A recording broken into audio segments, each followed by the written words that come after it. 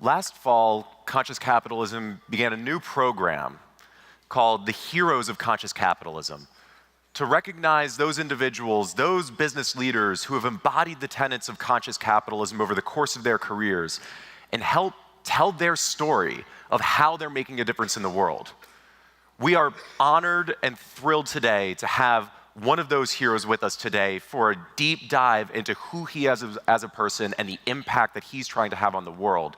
And it's my pleasure to bring up onto stage now the CEO of the Middleby Corporation, Selim Bassoul.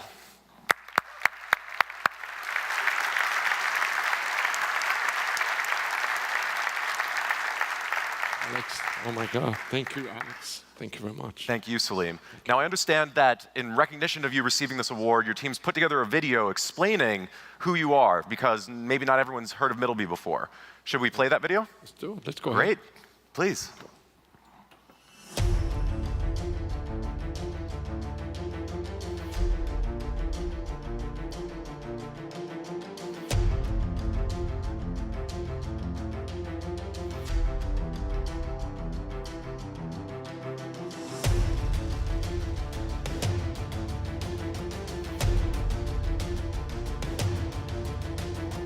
I have watched him do some pretty amazing things. He is uniquely skilled in terms of being extremely detail-oriented.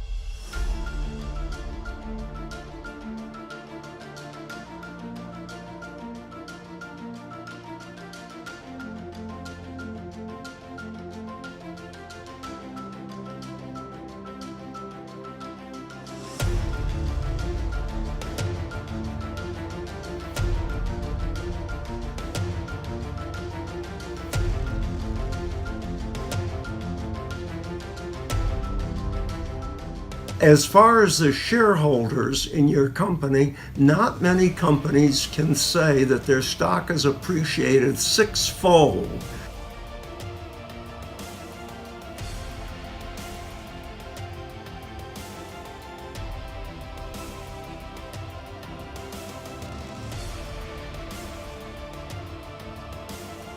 Not only is Viking a stronger product than it was when he acquired Viking, but also we have more jobs coming to the Mississippi Delta. Anyone who knows Selim knows he brings tremendous passion to everything he engages in. He is not bound by the status quo.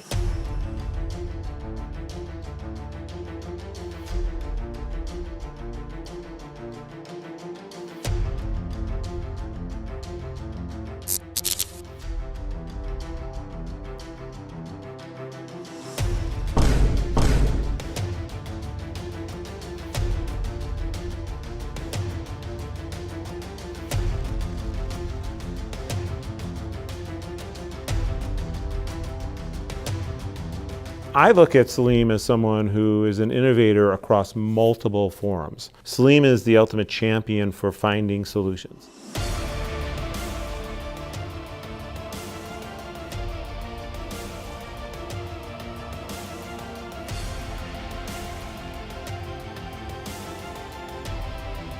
You're one of the few people I know that cares deeply about social causes, but has also worked incredibly hard to bridge your knowledge of how businesses work to actually improve the lives of many people throughout the world.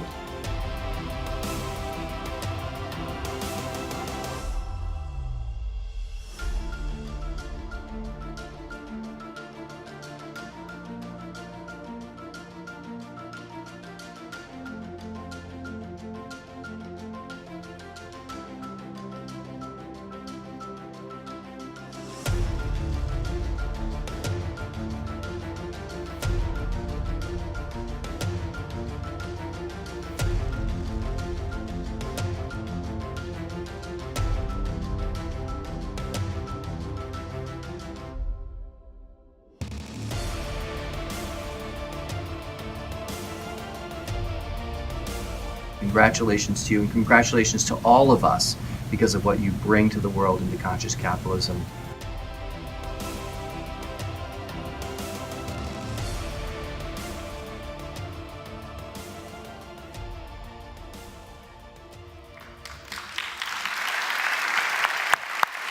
Thank you.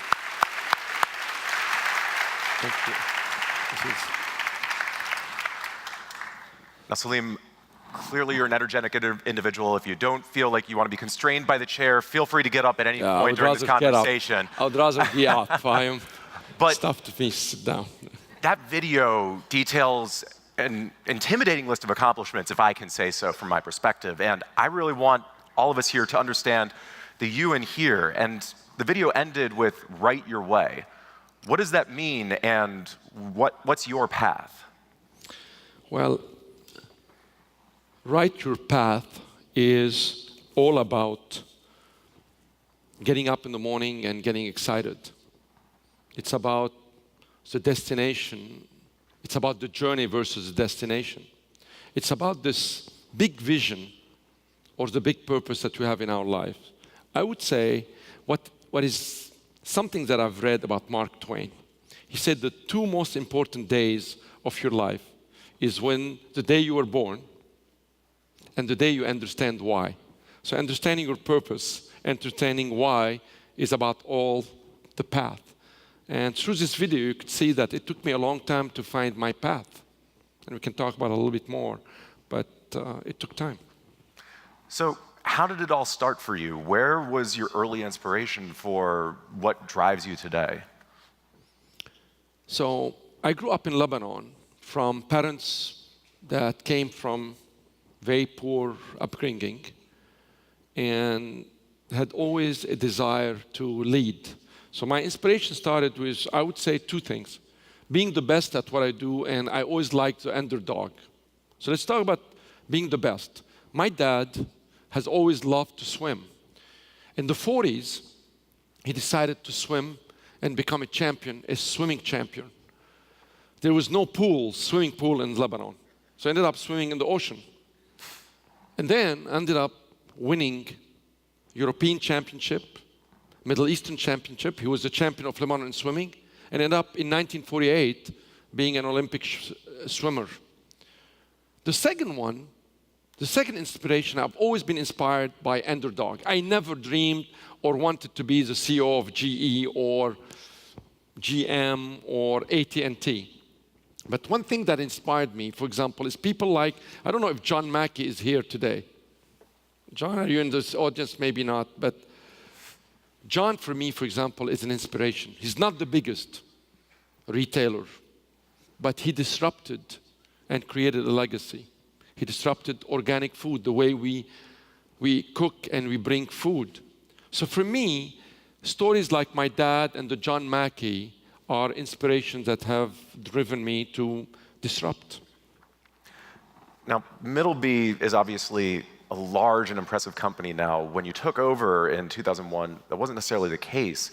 It may seem to some people as though it's just sheer force of will or perhaps luck with the market, but from talking with you, I know that culture has been incredibly important to you in order to lead to Middleby's success. Can you talk a little bit about what you've done with Middleby's culture?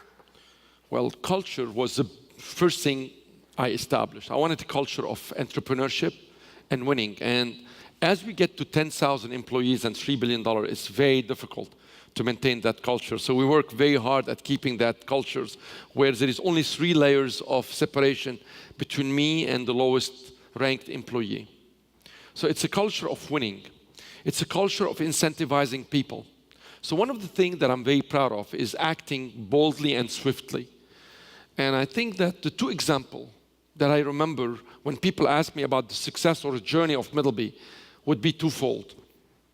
One is buying our first acquisition of Maytag Commercial right after September 11. It was, in fact, in December that we bought that.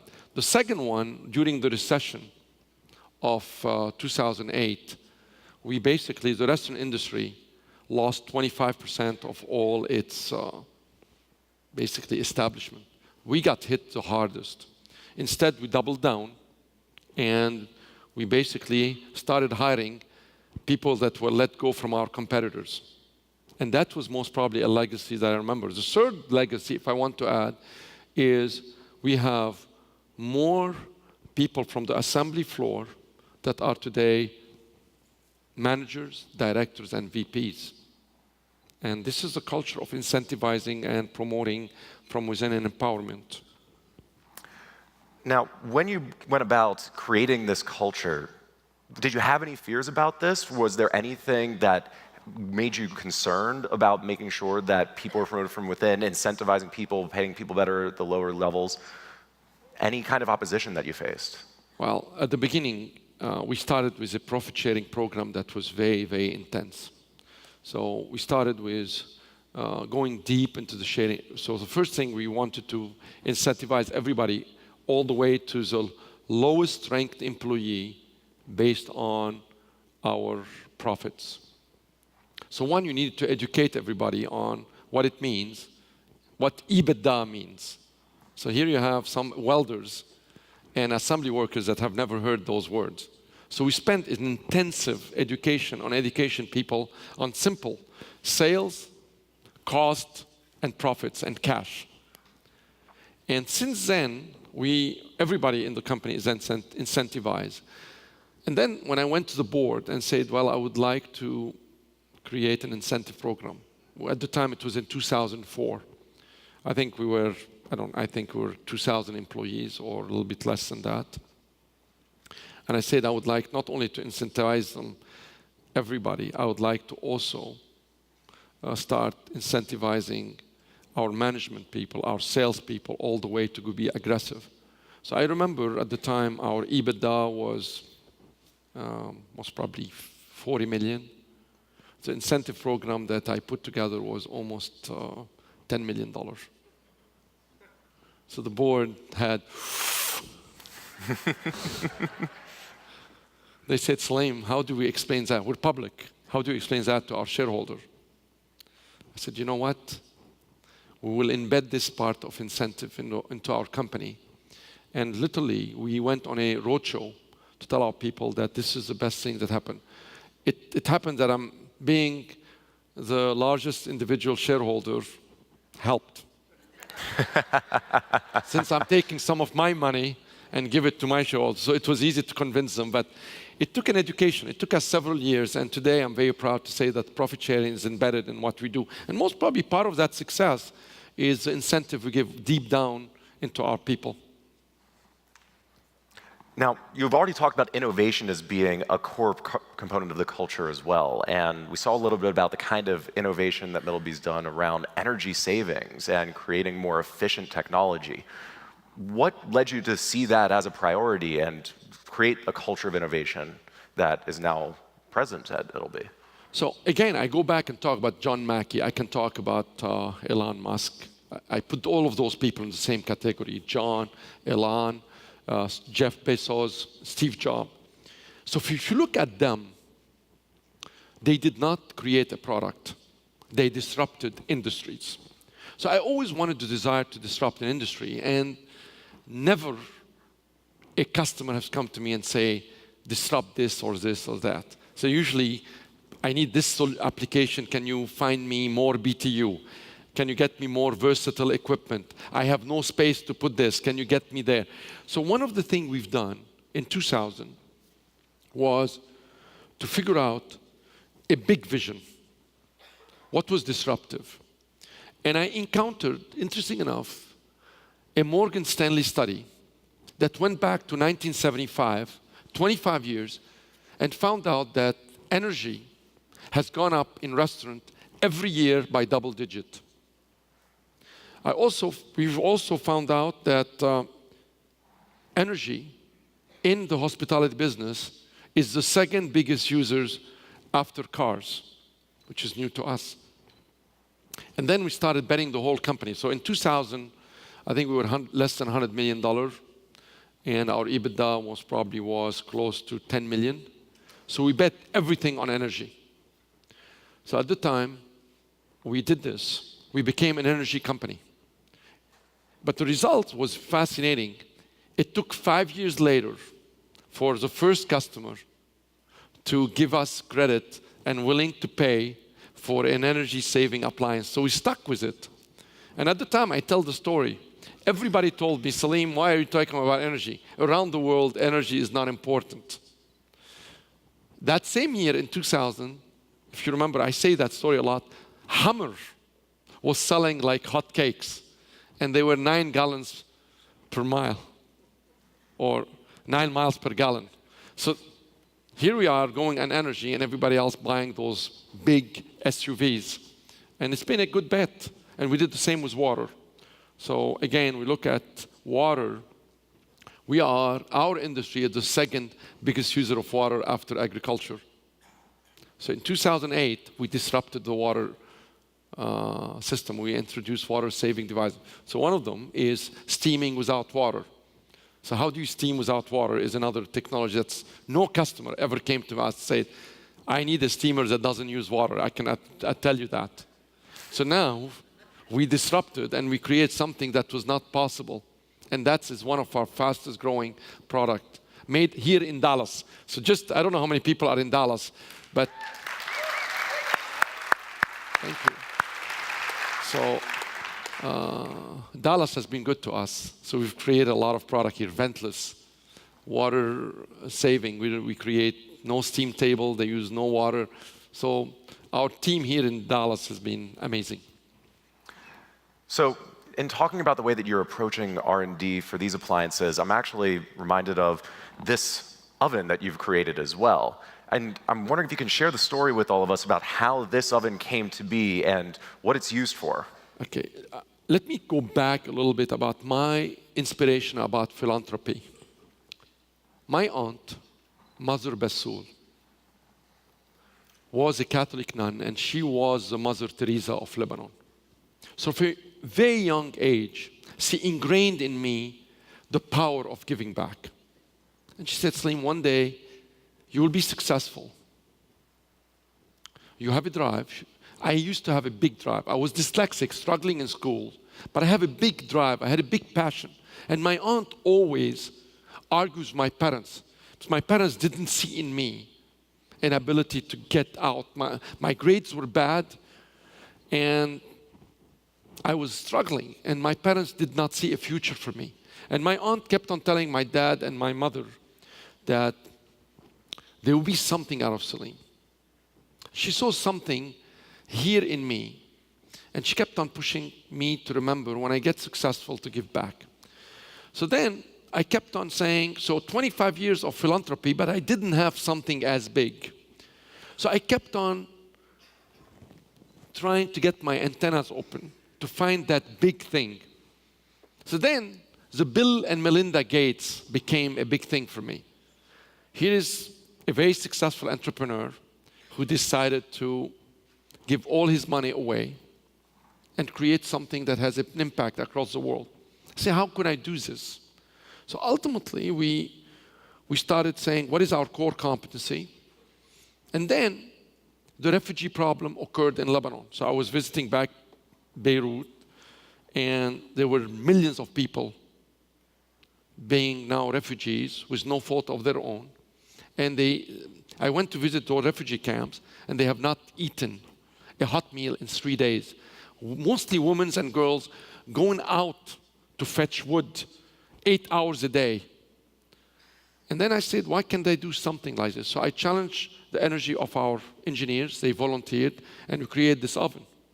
And this has been now in the refugee camp. It was a big thing in Puerto Rico, and you were with me, Alex. So you saw firsthand what happened in Puerto Rico. Then we were together in Haiti, giving those ovens. And what amazed me on these trips is that you weren't there simply giving out ovens or doing photo ops. You were asking questions of people who were going to use the ovens. You wanted them to test it out and give you feedback on that, which seems like a very business-like approach to philanthropy. So let me give you a little bit of an example of a failure. We can talk about that maybe a little bit. You can talk about failure. Let's talk about the failures that happen in philanthropy for me. So my uncle came to me and asked me and my wife to fund building a school in a remote village in Lebanon for girls. It's a girls' school in Lebanon. So I was very excited. Andrea and me were very excited because education is a big thing for us. And I thought, wow, we're going to basically provide a school. So we wrote a check, and the school cost us, I think, $120,000 to build the school. And then, several years later, we were invited to go back to the village, honored by the mayor, to honor us again. So we went up. There was a nice lunch, and many residents of the village were there. And on the way, almost leaving, this woman stand up, this mother, and said, Mr. Bassoul, Mrs. Bassoul, we are not sending our girls to the school. And here we are honored because of the school, and this woman saying, nobody is sending girls to the school. I said, I'm sorry to tell you, there were two reasons. One, there was no permanent teachers that were coming to school. They were sent from the coast, and every time there was a new teacher and they were concerned about the safety, they don't know who those teachers are. There were no buses to bus safely those girls from home to the school. So I learned something, that writing a check alone was not a great idea. It's good to write a check, but you have to get on the ground. You have to go and seek core competency. I knew nothing, me and my wife, about building a school. I should have hired a principal. I said, what do we need to do? So when we did this, we went back on the ground. I traveled, you see me, and that's why I brought Alex with me, and we started writing notes. This is the 6th iteration of what we've learned, similar to our business. So when we go to a Pizza Hut or a Papa John or a Morton's or a Cheesecake Factory or a Starbucks, we sit with them and ask them, what else can we do for you? And that's how we did this. First, when we did the first iteration, we didn't know that the level wasn't ground. The ground wasn't level. It was tipping. So we did an anti-tipping, so it doesn't tip. Second, they were using them inside the tent. So we had to use the Turbo Chef technology of catalytic converter. So there is no smoke inside the tent, so it doesn't kill them. It has to be, there were children around that oven. We had to make sure it didn't burn them. We created an oven that created bread, so you can put bread and pots and pans. We created solar, so they can connect to the rest of the world with the phone and charging a light bulb, so they can study at night. So this is what we've done. It was a continuous seeking input, the way we do with our customers. Thank you. Thank you very much.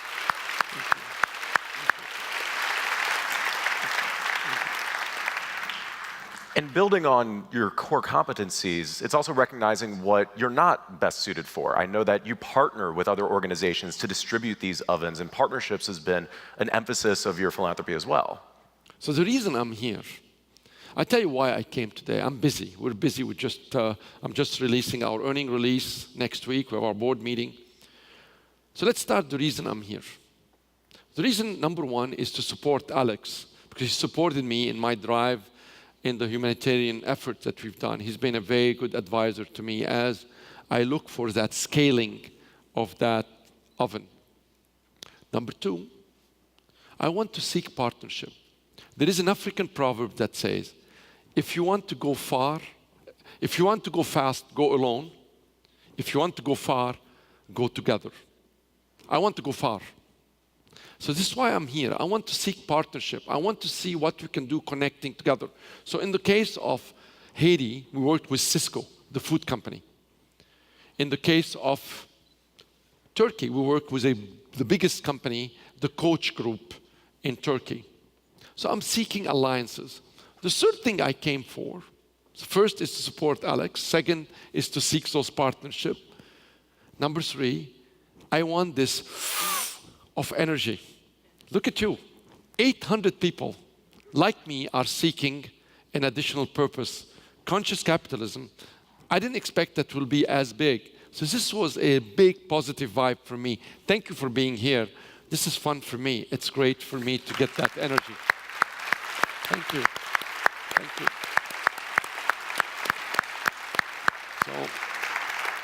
So I hope that we can help each other. I can't do it alone. I want to go far. I want to go together. And so we don't have that much time left, but thinking back to when you started Middleby and thinking about where everything is now, what you're doing, is there any advice you would have given yourself 20 years ago? Yes.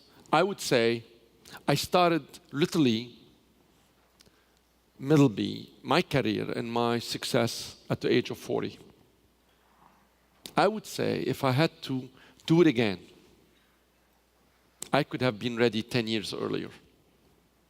And the reason I did not do it, I never believed in myself that I would have the success. I was afraid.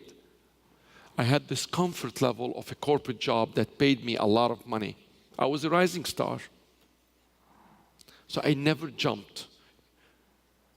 I also always felt that I needed the structure of three things. Going to an office that was already established, which is a corporation give you. A monthly paycheck that I knew came every month. And number three, I wanted the security of a blanket of what I call an organization that has been there for a long time. So today, my message to all of you, you're more ready than you think.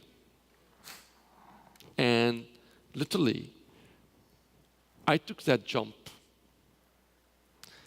at the age of 40. I wished I took it at the age of 30. So I'm jealous when I look at Mark Zuckerberg, very young. I look at those people who had a longer careers than me. I'm 61 right now. I wished I could have done it earlier. That's my biggest regret.